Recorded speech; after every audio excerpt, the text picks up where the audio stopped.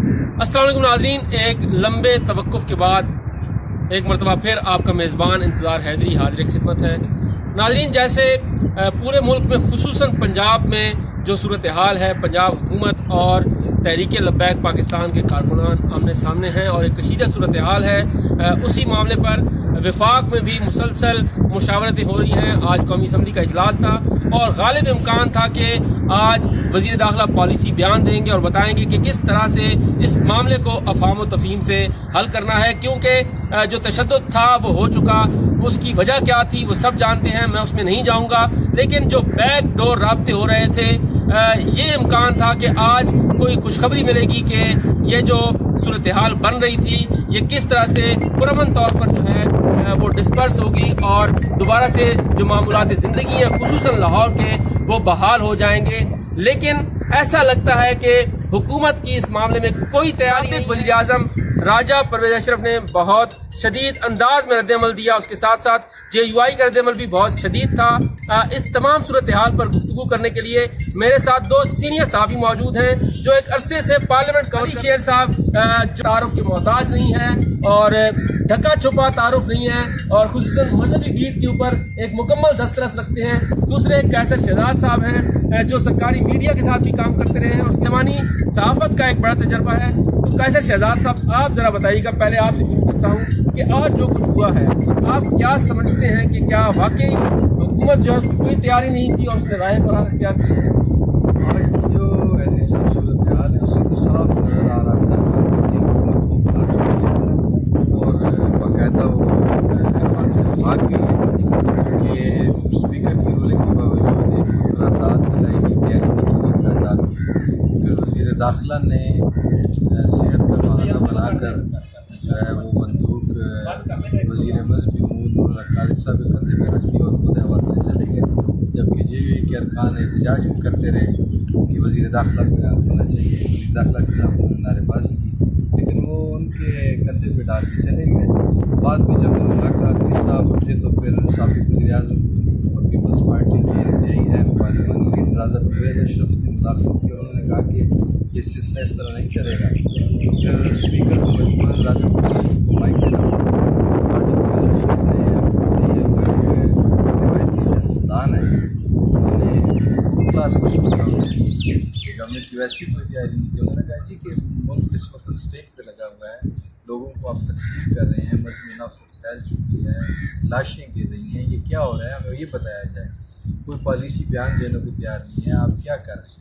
तो JUI फे ने भी जो अब्दुल साहब उन्होंने भी सख्त जो है ना मजम्मत की इस लाहौर साने की। तो बहरहाल ओवरऑल जब अली मोहम्मद ख़ान भी उठे और उन्होंने कोशिश की थोड़ा बहुत गवर्नमेंट को डिफेंड करने की, तो अपोजिशन के सारे लोग बेंचों पे खड़े हो गए। उन्होंने कहा जी कि ये हम तस्लीम करेंगे, कुछ ज़िम्मेदार आदमी है, ऐवान में होना चाहिए था, ये इंतहाई सेंसिटिव दिन है, उनको यहाँ ऐवान में होना चाहिए था और पार्लियामेंट को जवाबदेह होना चाहिए था। तो फिर ये है कि वो इतना शोर शराबा पड़ा कि मजबूरन स्पीकर को इजलास आज एक मुतफ़िका करारदाद आनी थी और इस हवाले से स्पीकर कौमी असम्बली अपनी रूलिंग भी दे चुके थे जुमा के रोज़, क्योंकि मुस्लिम लीग नून के रुकने कौमी असम्बली सैयद इमरान शाह ने ये मामला उठाया था और उसके बाद स्पीकर ने कहा था कि एक मुतफ़िका करारदाद आएगी। आज बिजनेस एडवाइजरी कमेटी का इजलास भी हुआ। अली शेर साहब ये बताइएगा कि क्या समझते हैं, एक तो ये बताएं कि मुतफ़िका करारदाद क्यों नहीं आई और दूसरी बात यह कि वज़ीर दाखिला ने क्यों पॉलिसी स्टेटमेंट नहीं दिया, जबकि वो पार्लियामेंट हाउस में आए थे और इसी मकसद के लिए आए थे और वज़ीर मज़हबी उमूर को उन्होंने आगे कर दिया। वजह क्या है? देखिए, जहाँ तक बात है शेख रशीद साहब की, तो उनके बैनर्स हर किसी को याद है, मुजाहिदे ख़त्म नबूवत। तो अब जब मुजाहिदे ख़त्म नबूवत भी लिखेंगे और इस तरह का इशू आएगा, वो भी फ्रांस का इशू आएगा, क्लैरिटी आपके पास होगी नहीं। पिछले दिनों आपने प्रेस कॉन्फ्रेंस की होगी और उसमें आपने ये कहा होगा कि हम फ्रांस से ताल्लुकात बिगाड़ने का मतलब पूरे यूरोप के बहुत सारे ममालिक से ताल्लुकात बिगाड़ना है और हम ये नहीं कर सकते, हम ये मुआहदा पार्लियामेंट में नहीं ला सकते। तो जब वो ये कह नहीं सकते, वो प्रेस कॉन्फ्रेंस में तो सवाल के जवाब में कह गए, लेकिन जब वो यहाँ कह नहीं सकते तो फिर उसके बाद उन्होंने उनका हल्का, आपको पता है बहुत सा दीनी असर रखने वाला हल्का है और वहाँ पे मुख्तलिफ मसालक उसको सपोर्ट करते हैं और उसकी वजह है कि शेख रशीद हमेशा दीनी जमातों की तरफ झुकाव रखते हैं जहाँ भी हों। تو اس سچویشن میں یہ کام ان کے لیے بڑا مشکل تھا کہ وہ اس طریقے سے کریں کہ وہ اس کی ساری سچویشن جو ہے، کیونکہ وجہ کیا تھی، پولیس جو واقعہ ہوا ہے اس پہ تو اس نے بات کرنی نہیں تھی، کیونکہ وہ کرتا تو تفصیلات میں آگے جاتے تو آگے کھلتا چلا جاتا اور جتنا آگے بولتے اتنا پھنستے چلے جاتے. واقعے پہ تو جانا نہیں تھا، جانا تو تھا پالیسی پہ کہ اب ہم نے کرنا کیا ہے. شاہمود قریشی تو تھے نہیں کہ وہ خارجہ کی وزارت خارجہ کی یا خارجہ پالیسی پہ بات کرتے یا اس کی پالیسی دیتے. اب چونکہ وزیر اعظم نے خطاب کرنا تھا، وزیر اعظم کا خطاب اس پالیسی میٹر پہ سب سے امپورٹنٹ ہے، تو اس لیے بھی شیخ رشید نے بہتر جانا ہوگا کہ جب وزیر اعظم کر رہے ہیں تو مجھے ادھر ادھر جانے کی کیا ضرورت ہے اور اپنا ووٹ خراب کرنے کی، اور وہ بھی اس وقت جب لال حویلی کے باہر مظاہرہ ہو رہا. آج اسی وقت مظاہرہ بھی ہو رہا تھا. پھر نور اللہ قادری صاحب کی ایک وجہ یہ بھی تھی، یہ بھی ایک فیکٹ ہے کہ چونکہ جس مسلک سے یہ احتجاج زیادہ اس لحاظ سے اس تنظیم سے ہو رہا ہے، مسلک کے میں سے بھی ایک ٹکڑے سے، تو اس کی جو سائیکی ہے وہ کہاں تک کس طرح اس کو ٹیکل کرنا ہے، کس طرح وہ کم ناراض ہوئے بغیر کچھ کر سکتے ہیں، یہ اسی مسلک سے تعلق رکھنے والے پیر نور اللہ قادری بہتر جانتے ہیں نہ کہ شیخ رشید.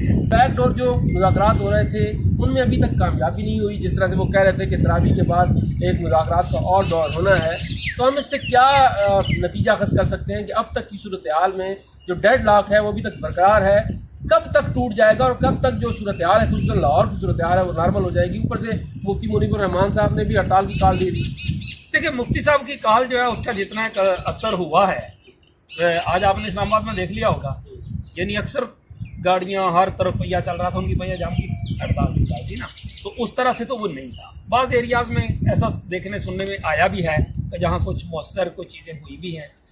پھر یہ تھا کہ وہ کوئی اتنا بزور قوت روکنے والی بات بھی نہیں تھی، ایک اپیل تھی، تو وہ ساری چیزیں ملا کے بھی اگر ہم دیکھیں نا تو وہ اتنا زیادہ معاملہ نہیں تھا. لیکن میرا خیال یہ ہے کہ اس میں اب خاصی زیادہ ان پٹ داخل ہو چکی ہے، اور وہ جو سیز فائر ہو چکا ہے نا کہ وہ مسجد میں واپس چلے گیا، پولیس بھی پیچھے ہٹ گئی، مذاکراتی عمل شروع ہو گیا.